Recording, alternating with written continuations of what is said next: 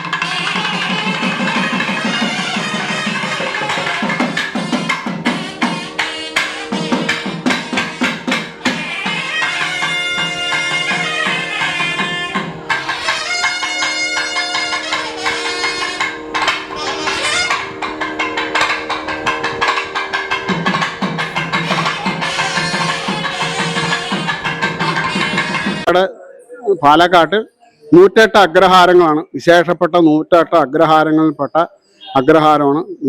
വിശേഷപ്പെട്ട അഗ്രഹാരങ്ങളിൽ ഒന്നാണ് പെരുങ്കുളം അഗ്രഹാരം. പെരുങ്കുളം അഗ്രഹാരത്തിൽ 3 അഗ്രഹാരങ്ങളുണ്ട്. അതിൽ ആദ്യത്തേത് കാരോട്ട് ഗ്രാമം, രണ്ടാമത്തേത് പടിഞ്ഞാറ് ഗ്രാമം, മൂന്നാമത്തേത് ശ്രീകൃഷ്ണസ്വാമി തെക്കേ ഗ്രാമം. ഇങ്ങനെ 3 ഗ്രാമങ്ങളും ആണ് ഒരു ഒറ്റവരി ഗ്രാമം. ഇങ്ങനെയാണ് അഗ്രഹാരം വരുന്നത്. അപ്പൊ ഇതില് നമുക്ക് തിരുപ്പതി ആഗമപ്രകാരം നടത്തി വരാറുള്ള ബ്രഹ്മോത്സവമാണ്. അതായത് വൈകാനസ ആഗമശാസ്ത്ര പ്രകാരം നടത്തി വരാറുള്ള ബ്രഹ്മോത്സവമാണ് രഥോത്സവം. തിരുപ്പതി ആഗമപ്രകാരമാണ് ഇത് നടത്തി വരാറുള്ളത്. അപ്പോൾ ഇത് വന്ന് ആദ്യകാലങ്ങൾ ഇവിടെ തിരുപ്പതി ഇവിടുത്തെ പ്രതിഷ്ഠ വന്നിട്ട് ഭൂമി സമേത ശ്രീ വരദരാജ സ്വാമി മഹാലക്ഷ്മി തിരുപ്പതി പണ്ട് കാലത്ത് അനവധി വർഷങ്ങൾക്ക് മുമ്പ് തിരുപ്പതി ആഗമപ്രകാരം തിരുപ്പതിയിൽ നിന്നും അന്നത്തെ കുടുംബങ്ങൾ ഭഗവാനെ അവിടുന്ന് എഴുന്നള്ളിച്ച് വന്ന് ഇവിടെ പ്രതിഷ്ഠിച്ചതാണ്. വൈകാനസ ശാസ്ത്രപ്രകാരം പ്രതിഷ്ഠിച്ചതാണ്. ഇവിടെ തിരുപ്പതിയിൽ എന്താണോ ബ്രഹ്മോത്സവം അത് തന്നെയാണ് ഇവിടെയും നടത്തി വരാറുള്ളത്. തിരുപ്പതിയിൽ കന്നിമാസം ആ സമയത്തായിരുന്നു ബ്രഹ്മോത്സവം. ആ സമയത്ത് തന്നെയാണ് ഇവിടെയും നടത്തി വരാറുള്ളത്. അപ്പോൾ ഇവിടുത്തെ നമ്മുടെ കാലാവസ്ഥ അനുസരിച്ച് വലിയ മഴയാണ്, നമുക്കത് താങ്ങാൻ പറ്റാത്ത മഴയാണ്. ആ സമയത്തുള്ള പ്രായോഗിക ബുദ്ധിമുട്ടുകൾ കാരണം പിന്നീട് ആദ്യം ഇവിടെ കന്നിമാസം രഥോത്സവം പിന്നീട് അത് കുംഭമാസത്തിലേക്ക് മാറ്റുകയും അതേപോലെ കൃഷ്ണസ്വാമി ക്ഷേത്രത്തിൽ അവിടെ ധനുമാസത്തിലെ ഏകാദശി വൈകുണ്ഠ ഏകാദശി ദിവസമായിരുന്നു അവിടെ രഥോത്സവം നടത്തിക്കൊണ്ടിരുന്നത്. ശിവസ്വാമി ക്ഷേത്രത്തിൽ, അതായത് വിശാലാക്ഷി അംബാസമേത വിശ്വേശ്വര സ്വാമി ക്ഷേത്രത്തിലെ ധനുമാസത്തിലെ തിരുവാതിരയാണ് ഉത്സവം നടത്തിക്കൊണ്ടിരുന്നത്. പിന്നെ കാലക്രമേണ പിന്നീട് ഈ കാലാവസ്ഥയുടെ ബുദ്ധിമുട്ടുകൾ കാരണവും ബ്രാഹ്മണരെല്ലാം പിന്നീട് വീണ്ടും അഗ്രഹാരത്തിലുള്ളവരെല്ലാം മാറ്റിപ്പാർക്കുകയും തങ്ങളുടെ ജീവിത രീതിക്ക് വേണ്ടി അന്യ സംസ്ഥാനങ്ങളിലെല്ലാം ജോലിക്ക് പോവുകയും എല്ലാം ചെയ്തപ്പോൾ പിന്നീടുള്ള കാലക്രമേണ പ്രായോഗിക ബുദ്ധിമുട്ടുകൾ കാരണം എല്ലാ ഗ്രാമക്കാരും കൂടി ആലോചിച്ച് കുംഭമാസത്തിലെ പൗർണമി ആ പൗർണമി ദിവസം 4 രഥങ്ങളും ഒന്നിച്ച് എഴുന്നള്ളിച്ച് ദേവീ ദേവന്മാരെ എഴുന്നള്ളിച്ച് ഉത്സവം നടത്തുന്ന രീതിയിലേക്ക് പിന്നീട് ആഴ്മാരുമാരും കുരുക്കളന്മാരും ഗ്രാമക്കാരും എല്ലാവരും ചേർന്ന് നിശ്ചയിച്ചതാണ്. വളരെ വിശേഷമായ ഒരു ബ്രഹ്മോത്സവമാണ് കല്യാണോത്സവം നമുക്ക് ഇവിടെ നടത്തി വരാറുള്ളത്. ഇവിടെ പൂർവികമായി നിറയെ തമിഴ് ബ്രാഹ്മണർ, അതായത് കുംഭകോണം, മായപുരം, തഞ്ചാവൂർ, ഇങ്ങനെ പല ഭാഗത്തു നിന്നും വന്നവരാണ്, വേദം പഠിച്ച ബ്രാഹ്മണർ വന്നവരാണ്. അപ്പോൾ ആദ്യകാലങ്ങളിലെല്ലാം എല്ലാവരും ഗ്രാമങ്ങളിൽ അഗ്രഹാരങ്ങളിൽ വേദം പഠിച്ചവർ, ശാസ്ത്രം പഠിച്ചവർ നിറയെ പേർ ഉണ്ടായിരുന്നു. അപ്പം മെയിൻ നമുക്ക് ഇതിന് പ്രാമുഖ്യം കൊടുക്കുന്ന ഉത്സവത്തിന് മറ്റുള്ള ഉത്സവങ്ങൾ പോലെയല്ല, വൈദികമാണ്. അതായത് വേദമന്ത്രങ്ങളെ രക്ഷിക്കുക, വേദത്തെ രക്ഷിക്കുക, ആ ഒരു തലമുറകൾ കൈമാറി ആ വേദത്തെ സംരക്ഷിച്ചു കൊണ്ടുപോവുക. വേദത്തെ സംരക്ഷിച്ചു പോകുമ്പോൾ ആ വേദമാതാവ് നമ്മളെ എല്ലാവരെയും സംരക്ഷിക്കുന്നു, ഈ ലോകത്തെ സംരക്ഷിക്കുന്നു. അതുതന്നെയാണ് ഇതിൻ്റെ മെയിൻ. വേദം തന്നെയാണ് ഇതിനെ നമ്മൾ കൊണ്ടുപോകുന്നത്. ആ രഥം ബ്രഹ്മോത്സവം, ആ രഥം വേദമന്ത്രമാകുന്ന മന്ത്രങ്ങളാൽ വേദപാരായണങ്ങളെല്ലാം ചെയ്ത് എല്ലാവിധ പൂജകളും നടത്തി ആ വേദമന്ത്രത്തോടു കൂടി ആ രഥത്തെ എഴുന്നള്ളിക്കുന്നതാണ് ഏറ്റവും വലിയൊരു വിശേഷം. എല്ലാവരും പങ്കുകൊള്ളുക, ഉത്സവത്തിന് എല്ലാവരും പങ്കുകൊള്ളുക. എല്ലാ ദേവീ ദേവന്മാരുടെയും അനുഗ്രഹത്തിന് പാത്രീഭൂതരാവുക. എല്ലാവർക്കും നല്ലത് വരട്ടെ. ലോകാ സമസ്ത സുഖിനോ ഭവന്തു.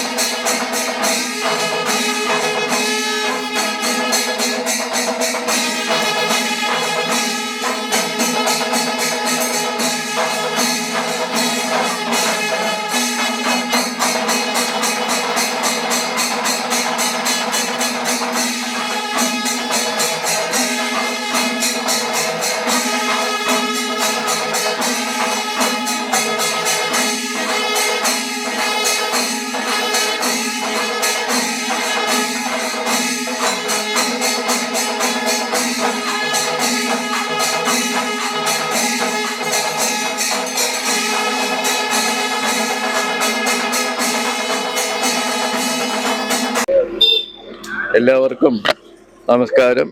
നമ്മൾ പെരുങ്കുളം രഥോത്സവത്തിൻ്റെ 7ാമത്തെ ദിവസമാണ് ഇന്ന്. 450 വർഷമായി നമ്മൾ ഈ ആഘോഷം നടത്തിവരുന്നു. വളരെ വർഷങ്ങൾക്ക് മുമ്പ് ടിപ്പു സുൽത്താൻ്റെ ആക്രമണത്തെ ഭയന്നുകൊണ്ട് തഞ്ചാവൂർ, കുംഭകോണം എന്നീ തമിഴ്നാട് സ്ഥലത്തു നിന്ന് ജീവരക്ഷ തേടി, പാലായനം തേടി ഞങ്ങൾ പാലക്കാട് രാജാവിനെ അഭയം പ്രാപിച്ചു. പാലക്കാട് രാജാവിനെ അഭയം പ്രാപിച്ച് അദ്ദേഹം ഞങ്ങൾക്ക് അഭയം തന്നു. അങ്ങനെ ആ പാലക്കാടിൽ ആദ്യമായി ഒരു ഗ്രാമം ഉണ്ടായി. അതാണ് കൽപ്പാത്തി ഗ്രാമം.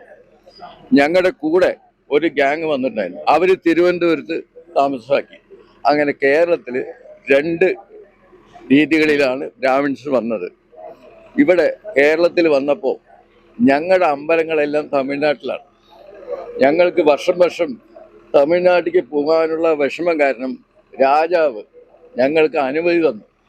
നിങ്ങൾ സ്വന്തമായി ഓരോ ക്ഷേത്രങ്ങൾ പണിതോളൂ, നിങ്ങളെ ഞങ്ങൾ സംരക്ഷിക്കാം എന്ന് പറഞ്ഞ് ഞങ്ങളെ പാലക്കാട് താമസമാക്കി. ആ പാലക്കാട് താമസമാക്കിയ ശേഷമാണ് കൊല്ലങ്കോട്, കൊടുവായൂർ, പെരുങ്കുളം, കാവശ്ശേരി, പാലക്കാട് തമ്മാറ, ചിറ്റൂര്, അങ്ങനെ ഈ പാലക്കാട് പ്രദേശങ്ങളിൽ ഞങ്ങളെ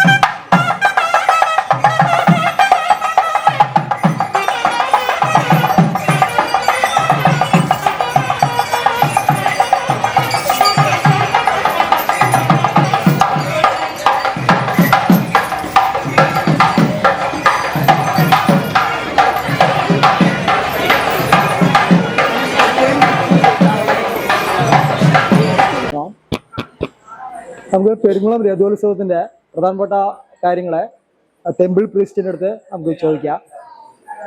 ശ്രീധരൻ എന്നാണ് പേര്. ആദ്യം നമ്മുടെ പെരുങ്കുളത്തെ കുറിച്ച് എന്താ പറയുന്നത് നോക്കാം. എൻ്റെ പേര് ഗണേശ ശർമ്മ, ഗണപതി ശർമ്മ. Sreedharan official name Sreedhar. പെരുങ്കുളം അഗ്രഹാരത്തിൽ ആദ്യം വരുന്നത് മഹാലക്ഷ്മി ക്ഷേത്രം. കാഞ്ചന സന്നിഭാം ഹിമഗിരി പ്രഗൈശ്ചതുർഭിർഗജൈർ ഹസ്തോക്ഷിപ്ത ഹിരൺമജാമൃതകടൈരാസിച്ചപാനാം ശ്രിയം വിഭ്രാണാം മരയുഗ്മമഭയം ഹസ്തോ കിരീടോജ്വലാം ക്ഷൗമാബദ്ധനിദംബിംബലളിതാം വന്ദേ രവന്തസ്ഥിതാം മഹാദേവ്യൈ നമഃ. മഹാലക്ഷ്മീ നമഃ. പപാപരിമളോല്ലാസവാസിതാതരവല്ലഭം മുഖം വരദരാജസ്യ മന്ദസ്മിതമുപാസ്മഹേ. ശ്രീഭൂമി സമേത ശ്രീ വരദരാജസ്വാമിനേ നമഃ. ശിവം ശിവകരം ശാന്തം ശിവാത്മാനം ശിവോത്തമം ശിവമാർഗപ്രണേതാരം പ്രണതോസ്മി സദാശിവം. നമഃ ശിവാഭ്യാം നവയവ്യനാഭ്യാം പരസ്പരാശിഷ്ടവപൂർധരാഭ്യാം നഗേന്ദ്രകന്യാം ഷകേതനാഭ്യാം നമോ നമഃ ശങ്കരപാർവതിഭ്യാം. ഉമാമഹേശ്വരാഭ്യാം നമഃ. വിശാലാക്ഷ്യംബാധമി വിശ്വേശ്വര സ്വാമിനേ നമഃ. നവനീത ഗോപാലകൃഷ്ണ സ്വാമിനേ നമഃ. നമസ്കാരം. പെരുങ്കുളം അഗ്രഹാരത്തിൽ ഏറ്റവും നന്നായി നടത്തപ്പെട്ട, എല്ലാവരാലും നടത്തപ്പെട്ട ഒരു ഉത്സവമാണ് രഥോത്സവം. രഥോത്സവം എന്ന് പറഞ്ഞു കഴിഞ്ഞാൽ വൈഖാനസ ആഗമപ്രകാരം നടത്തി വരാറുള്ള ബ്രഹ്മോത്സവം. അതാണ് ഏറ്റവും വലിയത്. നവദിന ധ്വജാരോഹണ കല്യാണ മഹോത്സവം. ശ്രീഭൂമി സമേത ശ്രീ വരദരാജസ്വാമിയുടെയും മഹാലക്ഷ്മിയുടെയും കല്യാണോത്സവമാണ് ഇവിടെ നടക്കുന്നത്. അതിൽ ആദ്യം തുടങ്ങുന്ന ദിവസം വാസ്തുശാന്തി, അങ്കുരാർപ്പണം, പ്രതിസരബന്ധം, രക്ഷാബന്ധനം, അതായത് കാപ്പ് കെട്ടി കുടിയിരുത്തുക എന്ന് പറയും.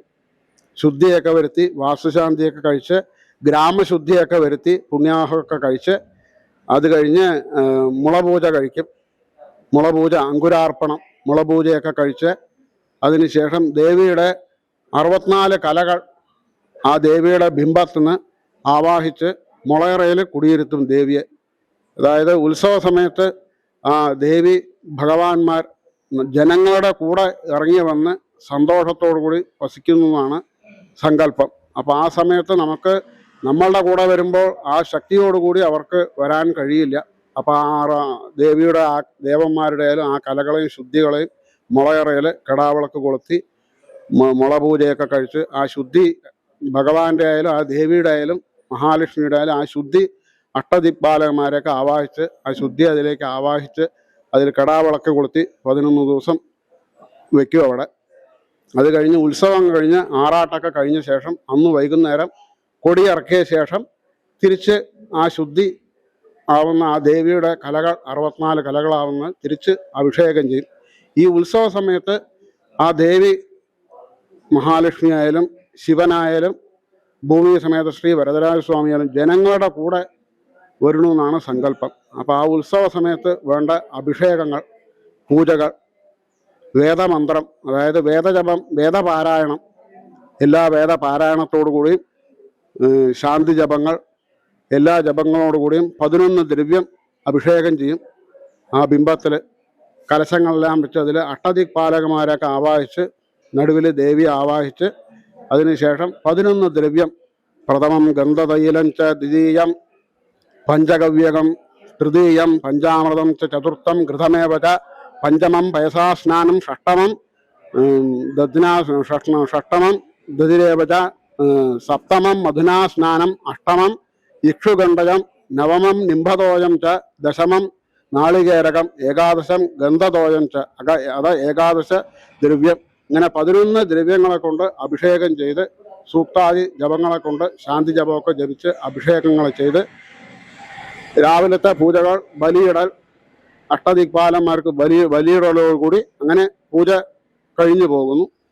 ഈ വൈകുന്നേരം ക്ഷേത്രകലകൾ, കഥകളി, സംഗീത കച്ചേരി, നൃത്തം, എല്ലാവിധ നൃത്തങ്ങളും സംഗീത കലകളോടുകൂടി വൈകുന്നേരം വൈകുന്നേരം ആ ദീപാരാധന കഴിഞ്ഞ ശേഷം ആ ദേവിയെ അലങ്കരിച്ച് പുറത്ത് വയ്ക്കും. ആ ദേവിയുടെ മുമ്പിൽ, ആ ദേവീ ദേവന്മാരുടെ മുമ്പിൽ ആരൊക്കെ എന്തൊക്കെ കലകൾ പഠിച്ചുവോ നമ്മുടെ ആ കലകളെ ആ ദേവീ ദേവന്മാർക്ക് സമർപ്പിക്കുകയാണ്. ഭക്തി പുരസരം നമ്മൾ സമർപ്പിക്കുകയാണ്. അതാണ് ഏറ്റവും വലിയൊരു സന്തോഷകരമായ ഒരു വിശേഷം. ഇതിൽ ആര് വലുത് ആര് ചെറുതെന്നൊന്നുമില്ല. ഇനിയിപ്പോൾ ഒന്നും അറിയാത്തവർ, അവരൊന്നും പഠിച്ചിട്ടില്ല, ഒരു കലകളും പഠിച്ചിട്ടില്ല. പക്ഷെ അവരാൽ കഴിയുന്നത് പത്രം, പുഷ്പം, ഫലം, തോയം എന്തെങ്കിലും ഒന്ന് ആ ദേവിക്കോ ദേവനോ അർപ്പിച്ച് ആ സന്തോഷം നേടുക. എല്ലാവരും ഉത്സവത്തിന് എല്ലാവരും കൂടി പങ്കുകൊള്ളുക. അത് തന്നെയാണ് ഏറ്റവും വലിയ വിശേഷം. ഇപ്രാവശ്യം കാരോട്ട് ഗ്രാമം പെരുങ്കുളത്തിൻ്റെ ഒരു പ്രത്യേകത എന്ന് പറയുന്നത് മികച്ച വനിതാ സംഘാടനമായിരുന്നു. വളരെ ആക്റ്റീവായിട്ട് എല്ലാ കാര്യത്തിലും വളരെ മുൻപിൽ നിന്ന് നേതൃത്വം കൊടുത്തതായിരുന്നു കാരോട്ട് ഗ്രാമം വനിതാ വളണ്ടിയേഴ്സ് മെമ്പേഴ്സ്. ഓക്കെ, ഈ വീഡിയോ എവിടെ വെച്ച് അവസാനിക്കുന്നില്ല, ടു ബി കണ്ടിന്യൂഡ്. ഓക്കെ, അടുത്ത വീഡിയോയിൽ എത്രയും പെട്ടെന്ന് കാണാം.